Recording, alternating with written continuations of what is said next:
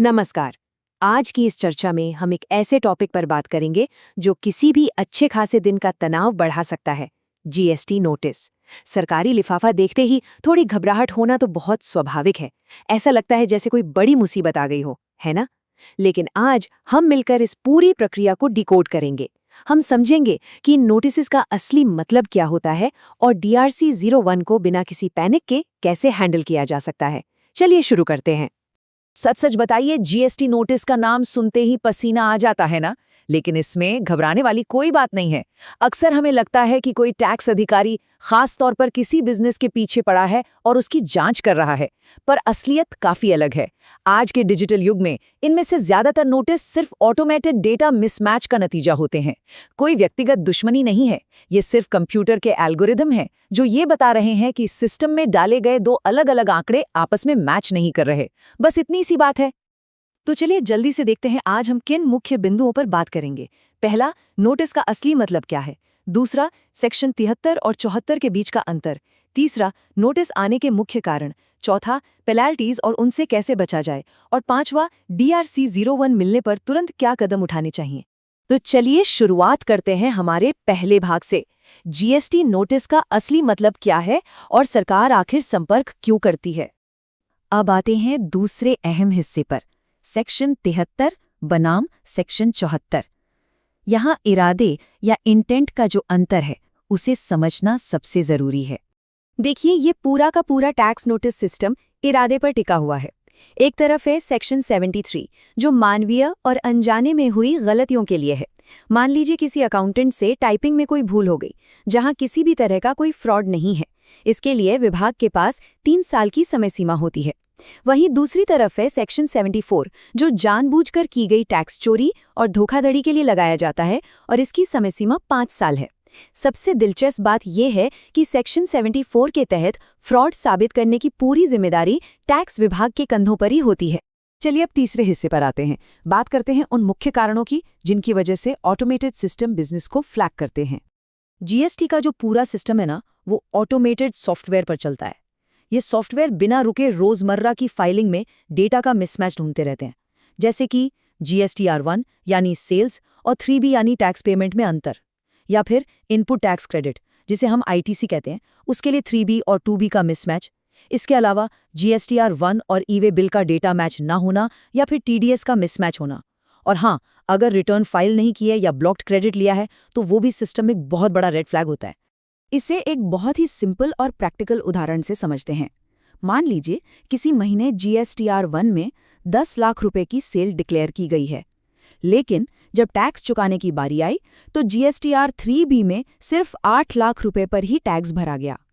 अब हो सकता है कि इंसानी आंखों से ये गलती छिप जाए, लेकिन सॉफ्टवेयर इस 2 लाख के अंतर को सेकंड्स में पकड़ लेगा।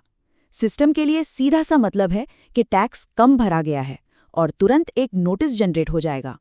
इसी तरह का एक और क्लासिक सिनारियो देखते हैं ई-वे बिल का। जब भी माल ट्रांसपोर्ट होता है तो ई-वे बिल बनता है। अब सोचिए, महीने भर में 50 लाख रुपए के ई-वे बिल बनाए गए हैं, जिसका मतलब है कि इतना माल बिका, लेकिन रिटर्न में सेल दिखाई गई है सिर्फ 35 लाख रुपए। ये तो सीधा सीधा एक बहुत बड़ा अलर्ट है। सिस्टम इसे ऐसे देखेगा जैसे 15 लाख रुपए का टर्नओवर छिपाया जा रहा है। ये नंबर खुद एक कहानी कहते हैं और मशीनें इन्हें पढ़ने में बहुत एक्सपर्ट होती हैं। आगे बढ़ते हैं चौथे भाग पर, जहां बात होगी पेनल्टी की, और हम समझेंगे कि इनसे जुड़े वित्तीय जोखिम और राहत क्या-क्या हैं। यहाँ टाइमिंग सच में बहुत महत्वपूर्ण है। सही समय पर उठाया गया कदम भारी नुकसान से बचा सकता है। अगर गलती का एहसास होते ही नोटिस आने से ठीक पहले टैक्स और ब्याज चुका दिया जाए तो सेक्शन 73 में पेनल्टी बिल्कुल 0 है। जी हाँ, 0। और सेक्शन 74 में भी ये सिर्फ 15% है। अगर नोटिस आ भी गया हो तो भी 30 दिन के भीतर पेमेंट करने पर सेक्शन 73 में कोई पेनल्टी नहीं लगती और सेक्शन 74 में 25% पेनल्टी देकर मामले को पूरी तरह खत्म किया जा सकता है। ये सच में एक बहुत बड़ी फाइनेंशियल राहत है। लेकिन जरा रुकिए, इस 100% वाले आंकड़े को बिल्कुल नजरअंदाज नहीं कर सकते। अगर कोई ये सोचता है कि सेक्शन 74 के तहत आए नोटिस को इग्नोर करने से बात टल जाएगी, तो ये एक बहुत बड़ी भूल साबित हो सकती है। बिना कोई एक्शन लिए नोटिस को बस ऐसे ही छोड़ देने का मतलब है कि अंत में बकाया टैक्स के बराबर यानी पूरे 100% की भारी भरकम पेनल्टी लग जाएगी। अब फाइनली 5वें और सबसे अहम हिस्से पर आते हैं। DRC 01 नोटिस अगर डेस्क पर आ ही जाए तो तुरंत क्या एक्शन लेना चाहिए? तो रूल नंबर 1, बिल्कुल पैनिक नहीं करना है। इसके बजाय तुरंत बिजनेस की बुक्स, GSTR 1, 3B, 2B और ई-वे बिल के डेटा का मिलान यानी रिकंसिलेशन शुरू कर देना चाहिए। इसके तुरंत बाद एक अच्छे GST एक्सपर्ट से सलाह लेना बहुत जरूरी है, क्योंकि कानूनी भाषा थोड़ी पेचीदा होती है ना। गुस्से में या जल्दबाजी में ड्राफ्ट किया गया एक गलत जवाब एक साधारण सी गलती को गंभीर फ्रॉड केस में बदल सकता है। और ध्यान रहे, जवाब हमेशा DRC 01 के पार्ट B में सही तरीके से सबमिट होना चाहिए। इस जादुई नंबर को हमेशा याद रखना है, 30। ये कोई सजेशन नहीं है, बल्कि एक सख्त डेडलाइन है। नोटिस का जवाब देने, अपनी बात रखने और भारी पेनल्टी से बचने के लिए DRC 01 के पार्ट B में रिप्लाई सबमिट करने के लिए ठीक 30 दिन की विंडो मिलती है। जैसे ही नोटिस मिलता है, ये घड़ी टिक टिक करना शुरू कर देती है। चलिए इस चर्चा को एक बहुत ही शानदार और काम के निष्कर्ष के साथ समेटते हैं। प्रोएक्टिव कंप्लायंस 90% नोटिस को रोक देता है।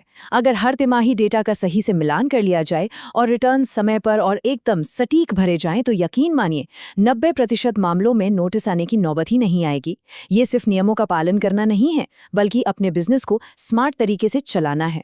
तो अंत में ये सवाल सोचने पर मजबूर जरूर करता है, क्या इस तिमाही की फाइलिंग का डेटा पूरी तरह से मैच हो चुका है? इससे पहले कि सरकारी सॉफ्टवेयर कोई गलती ढूंढे और एक नया DRC 01 जनरेट कर दे, क्या उन नंबर्स को खुद एक बार फिर से डबल चेक करने का समय नहीं आ गया है? चॉइस हमेशा हमारे हाथ में होती है।